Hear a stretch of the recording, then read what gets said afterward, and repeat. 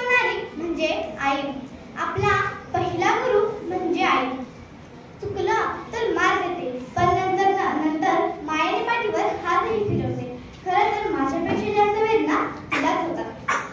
आई आपल्या पोटचा घासही आपल्या मुलाला देते. का तर मी उपाशी राहू शकते, पण मी माझ्या मुलाला उपाशी कसं पाहू शकते?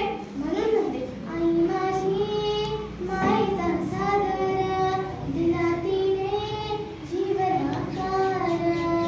आई माझी मायेचा सागर, दिला तिने जीवन आकार. कधी मिळालं पोटभर घास, तर कधी घडे तिला उपवास. कधी मिळालं पोटभर घास, तर कधी घडे तिला उपवास. आई माझी मायेचा सागर, दिला तिने जीवन आकार. पण तीच मुले मोठी झाल्यानंतर त्या आई वडिलांना वृद्धाश्रमाची वाट दाखवतात. मग त्या आई वडिलांचं दुःख कोण जाणणार? आपल्याला वाटतं की या पृथ्वीपेक्षा मोठं कोणीही नाही, पण या पृथ्वीपेक्षा मोठं ही आईची माया असते.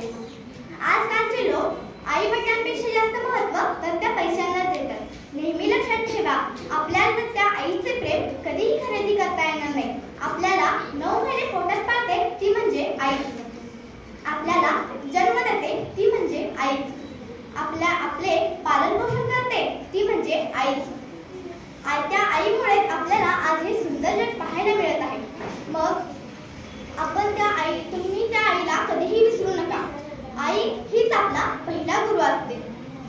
म्हणून म्हणते, आई माझा गुरु, आई कल्पतरू, सौख्याचा सागरू, आई माझी. प्रीतीचे माहेर, अमृताची धार, मांगल्याचे सार, आई माझी. सर्वांना सुख लाभावे अशी आरोग्य संपदा, कल्याण व्हावे सर्वांचे, कोणी दुःखी असू नये. असं म्हणतात की स्वामी तिन्ही जगाचा आई विना भिकारी. या जगात आईपेक्षा श्रेष्ठ